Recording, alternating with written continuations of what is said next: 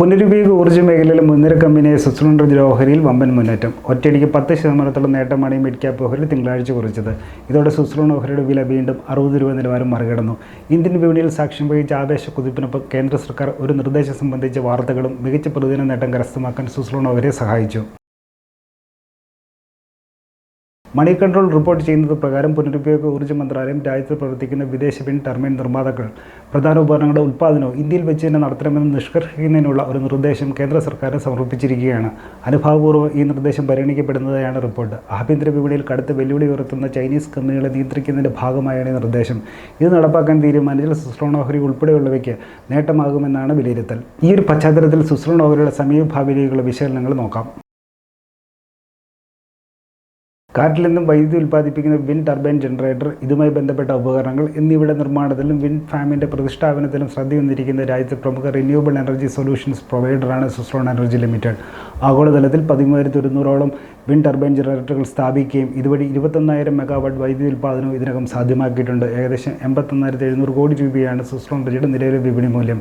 Promoter കൈവശം 13.25%, വിദേശ നിക്ഷേപകരുടെ പക്കൽ 22.88%, ആഭ്യന്തര നിക്ഷേപ സ്ഥാപനങ്ങളുടെ കൈവശം 9.31% വീതവും ഓഹരി സ്വന്തമായുണ്ട്. സമീപകാലത്ത് കമ്പനിയുടെ കടബാധ്യത ഗണ്യമായി താഴ്ത്തിക്കൊണ്ടുവരാനും മികച്ച സാമ്പത്തിക പഠനം പുറത്തെടുക്കാനും കഴിഞ്ഞതോടെയാണ് പതിറ്റാണ്ടിലേറെ കാലത്തെ ഇടവേളയ്ക്ക് ശേഷം വലിയ തോതിൽ സുസ്ലോൺ എനർജി ഓഹരിയിലേക്ക് നിക്ഷേപ ശ്രദ്ധ വീണ്ടും എത്തിയത്. ഇതിനെ തുടർന്ന് കഴിഞ്ഞ 2 വർഷത്തിനിടെ 8 രൂപ നിലവാരത്തിൽ നിന്നും 86 രൂപയിലേക്ക് വരെ സുസ്ലോൺ ഓഹരി മുന്നേറി. എന്നാൽ 2024 സെപ്റ്റംബറിന് ശേഷം ആഭ്യന്തര വിപണിയിൽ നേരിട്ട തിരുത്തലിൽ അടിപതറിയ ഓഹരി 2025 മാർച്ച് മാസത്തിൽ 50 രൂപ നിലവാരത്തിലേക്ക് വരെ കൂപ്പുകുത്തിയിരുന്നു. തുടർന്ന് കരകയറാനുള്ള ശ്രമത്തിലായിരുന്ന സുസ്ലോൺ ഓഹരി ഇന്നത്തെ മികച്ച പ്രകടനത്തോടെ വീണ്ടും 60 രൂപ നിലവാരത്തിലേക്ക് മടങ്ങിയെത്തി. രാജ്യത്തെ പുനരുപയോഗ ഊർജ്ജ മേഖലയിൽ കൈവരിച്ച ശ്രദ്ധേയമായ സാന്നിധ്യം അറിയിക്കാൻ സുസ്ലോൺ എനർജിക്ക് കഴിഞ്ഞിട്ടുണ്ട്. കമ്പനിയുടെ കൈവശമുള്ള കരാറുകളുടെ മൂല്യമായ ഓർഡർ ബുക്കിൻ്റെ വളർച്ചയിൽ ശക്തമായ വളർച്ചയും രേഖപ്പെടുത്തുന്നു. മാർച്ച് ഭാഗത്തിൽ 800 മെഗാവാട്ട് ശേഷിയുടെ കരാർ കൂടി നേടിയതോടെ സുസ്ലോണിൻ്റെ മൊത്തം ഓർഡർ ബുക്ക് 5.5 ഗിഗാവാട്ട് നിലവാരത്തിലേക്ക് ഉയർന്നു. ഇതിനിടെ മാർച്ച് പാദകാലയളവിൽ 447 മെഗാവാട്ടിൻ്റെ ടർബൈനുകൾ വിതരണം ചെയ്തു. പ്ലാന്റിൻ്റെ ഉൽപ്പാദനശേഷി വർദ്ധിപ്പിച്ചുകൊണ്ടാണ് ഈ മിഡ് ക്യാപ്പ് കമ്പനി ഈ നേട്ടം കൈവരിച്ചത്. ഇക്കാര്യം ചൂണ്ടിക്കാട്ടി വിദേശ ബ്രോക്കറേജ് സ്ഥാപനമായ മോർഗൻ സ്റ്റാൻലി സുസ്ലോൺ എനർജി ഓഹരിയുടെ റേറ്റിംഗ് ഉയർത്തിയും നിശ്ചയിച്ചു. കൈവശമുള്ള കരാറുകൾ സമീപത്തെ കൈമാറാനുള്ള ശേഷി കമ്പനിക്കുണ്ടെന്നും ഇതിലൂടെ 2027 സാമ്പത്തിക വർഷത്തോടെ ഇന്ത്യയിലെ വിൻഡ് എനർജി സെക്ടറിൻ്റെ 35 മുതൽ 40% വരെ വിപണി വിഹിതം കരസ്ഥമാക്കാൻ സുസ്ലോണിന് കഴിയുമെന്നും മോർഗൻ സ്റ്റാൻലിയുടെ റിപ്പോർട്ടിൽ ചൂണ്ടിക്കാട്ടുന്നു. ഇക്കഴിഞ്ഞ ഡിസംബർ പാദത്തിൽ സുസ്ലോൺ നേടിയ വരുമാനം 2,975 കോടി രൂപയും അറ്റാദായം 388 കോടിയും വീതമാണ്. തിങ്കളാഴ്ച വ്യാപാരത്തിനുള്ളിൽ 10% നേട്ടത്തോടെ 60.30 സുസ്ലോൺ എനർജി ഓഹരിയുടെ ക്ലോസിംഗ്.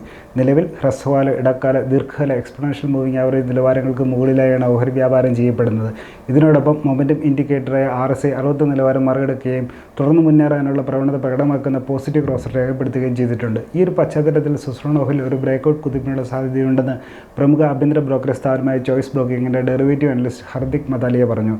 62 രൂപ നിലവാരത്തിൽ നിന്നും ചെറിയ പ്രതിരോധം നേരിടാം. എന്നാൽ 62 നിലവാരം മറികടന്ന് നിലനിൽക്കാൻ സാധിച്ചാൽ സമീപഭാവിയിൽ സുസ്ലോൺ ഓഹരി 70 രൂപ നിലവാരത്തിലേക്ക് മുന്നേറാമെന്നും ഡെറിവേറ്റീവ് അനലിസ്റ്റ് കൂടിയായ ഹർദിക് മതാലിയ സൂചിപ്പിച്ചു.